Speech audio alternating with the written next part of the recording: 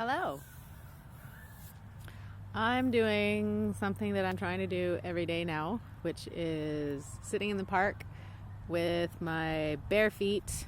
See, I'll show you. My bare feet, BEAR, in the grass and absorbing the glorious rays of the sun and just generally trying to spend a half an hour feeling good about things.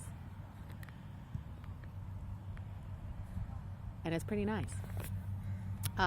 In this video, I wanted to talk about the importance of the unseen world and the dangerous game we all play when we make assumptions about people and places and things that we don't know anything about.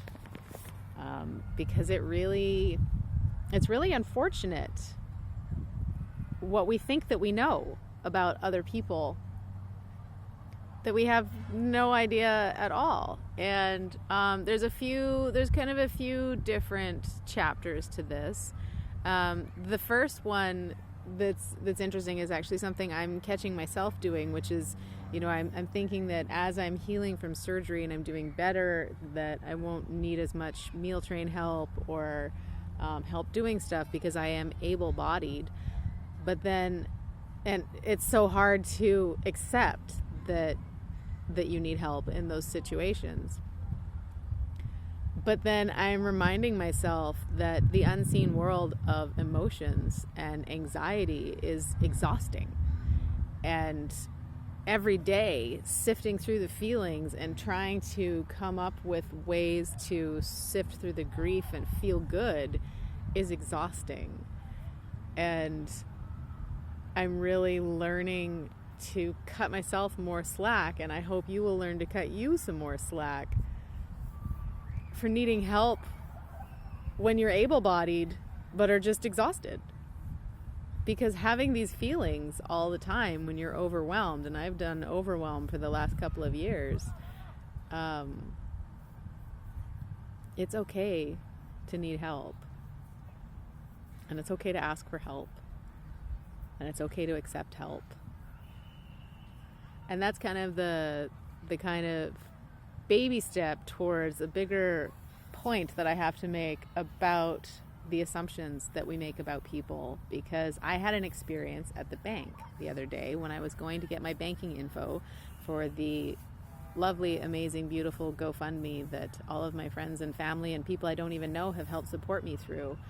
So I went to the bank and I stood in line and I did the things. And then as I was leaving the bank, I went to push the door open, but I remembered that I'm not supposed to push right now. I'm not supposed to push, I'm not supposed to pull, and I'm not supposed to lift more than 5 pounds. So as I approached the door and reached out with my hand, I stopped myself and reached over for the handicap button and pushed the button to open the door. And the guy behind me, thinking that I was so beautifully able-bodied, got all snarky and went, "Well, that's one way to do it." And I was kind of shocked. Not surprised. I was not surprised, but I was kind of shocked. And of course, I'm always really nice to people. And so I just turned and half smiled and said, "I just got out of surgery and I'm not allowed to push the door." And I don't think he even heard me because he was so in his little ego and ready to march over to his bicycle with his able body that I don't even think he was listening. And it wasn't worth chasing him down for. But it was one of those moments where I realized to an even deeper level how horrible it is that we make assumptions about people all the time. Like you read stories on the internet of people who have colostomy bags coming out of disabled washrooms and people are giving them shit because they look able-bodied on the outside. And you just don't know. You have no idea what someone is going through and what's going on inside of them. And it's horrible that we treat people the way that we treat people without asking questions. We just assume that we know because we have 2 eyes, and it's really a shame. And kind of further to that was another experience I had where my mom was driving us home. We'd had 2 appointments. We were both tired. We had crossed town on rush hour. And when she started to turn in the intersection, she didn't see the pedestrian. And then she saw them, and so she stopped and waited. And the woman just had the snottiest look on her face, looking at us as she crossed, just with this territorial puffiness.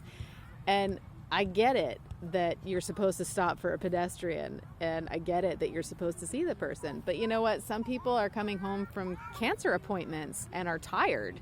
And are you actually implying that you have never had a lapse in judgment ever? And I've always thought of that when I'm out driving and doing anything in the world. When I see people do stupid stuff, I don't road rage. I don't want to get out and punch them, because I assume, well, sometimes I want to get out and punch them. That's different.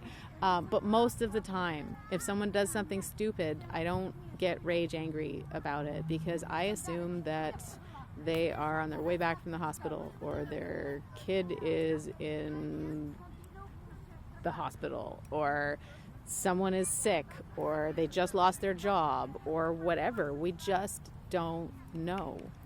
And it would be amazing to me if we could work on that and start remembering to slow down and take a breath and ask questions before we judge somebody and put them in a corner and decide that we know what they're experiencing and that we know what they should be doing right now. And kind of the third part of this topic is the unseen world of the emotional work that largely women do, organizing daily schedules and keeping everything going is something that is not seen. It's an effort that is put out there that is not recognized as effort because it's invisible. But the people that don't do the organizing and the like tidying and the laundry and, you know, cooking and who needs to be eating what and bedtimes and all of those things that often ends up being a mom job, it's often completely unnoticed by other people because it's not something we can see. And I think that humans have a really difficult time being nice to people and understanding that just because they can't see something that's going on doesn't mean that there isn't something going on. And we have this idea that whatever is in the physical world is whatever the focus should be, but there's so much in the invisible world, and it is my hope that we will continue to wake up, as I am starting to wake up and having my experiences, understanding how important it is to give more space to see beyond the layers, because I honestly wanted to turn around and punch that guy at the bank. But that would not be polite. That's no way to start a conversation. But let's be nice to each other just a little bit more. And I don't know what else, but just don't make assumptions about people. Ask them questions before you're rude. It's not hard. That is my story for today.